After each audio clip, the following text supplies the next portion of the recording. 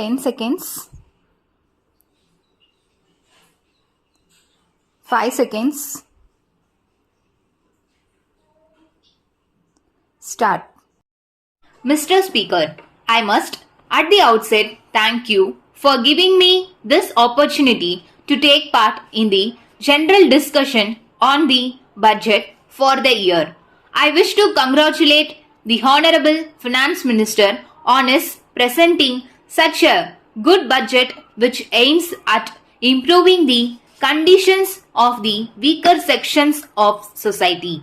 He has done well to present such a balanced budget in the present circumstances. Let me first refer to the functioning of the Education Department. On the whole, I should say that the officers of the department have done a good job. There might be a few minor lapses here and there. For instance, there has been some delay in the publication of the results of the higher secondary examinations. Of course, there might be valid and justifiable causes for such delay. But considering the difficulty that such delay causes to the students, parents, and also the educational institutions, the department could have avoided the delay in this regard.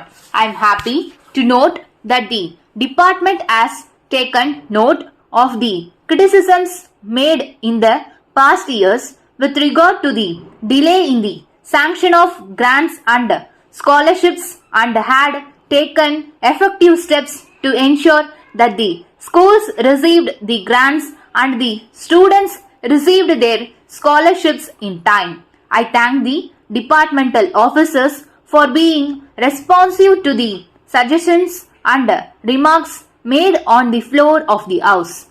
As regards sales tax, I think there is much room for toning up the administration of this department. A number of members who spoke before me have referred to many complaints made by the merchants, traders, and businessmen about the harassment to which they were being subjected by the department. The government should realize that they are getting a huge sum by way of sales tax which helps them to undertake many welfare schemes. The government should issue suitable instructions to the executive staff to be kind and considerate to the assessors. Whenever the assessors committed some errors out of ignorance of law, the officers should politely point out those errors to them and educate them as to how they should help the government by paying the taxes due by them.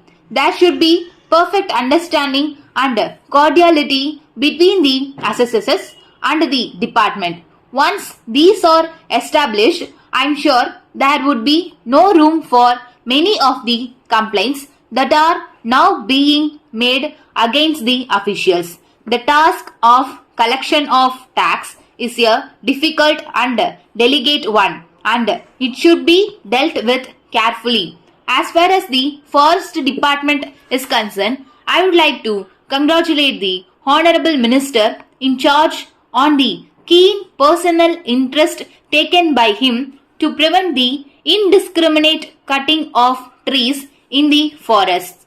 We know very well how forests are essential for the prosperity of any country. We noticed a tendency on the part of some people to destroy forests for various personal uses without realizing the great harm they are doing. Of course, there are laws to prevent such indiscriminate cutting of trees, but as in many other fields, mere laws would not be adequate to tackle this problem. The cooperation of the people is also essential. The people should voluntarily come forward to cooperate with the officials and stop cutting off trees. The officials on their part should always be very strict in dealing with the offenders in this respect. As regards the cooperation department, the fine objective of the cooperative movement is not being achieved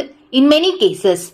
Rules and regulations are violated very often. Also, we see misuse of funds. Letter dated 15th May 1983 from the Star Electronics Limited, Bombay to Mrs. Balaji and Sons, Madras. Dear sirs, kindly refer to your letter in which you have complained about the delay in our sending the various articles ordered by you. We regret very much the inconvenience caused to you in this connection. However, we request you to consider the circumstances under which we could not fulfill our commitment to you as promised. A section of the labor staged a stay in strike about 2 weeks ago. Though the other sections were willing to work, it was not possible to keep the factory open for security reason. Hence, we have declared a lockout.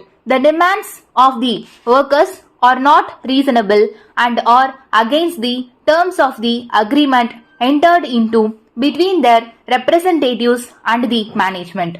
So, we are not in a position to meet their demands.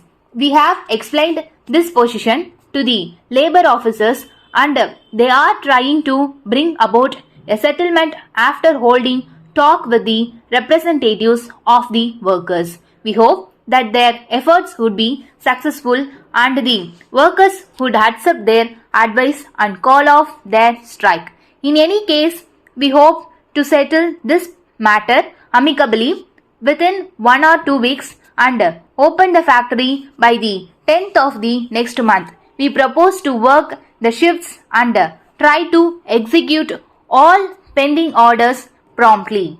Yours faithfully.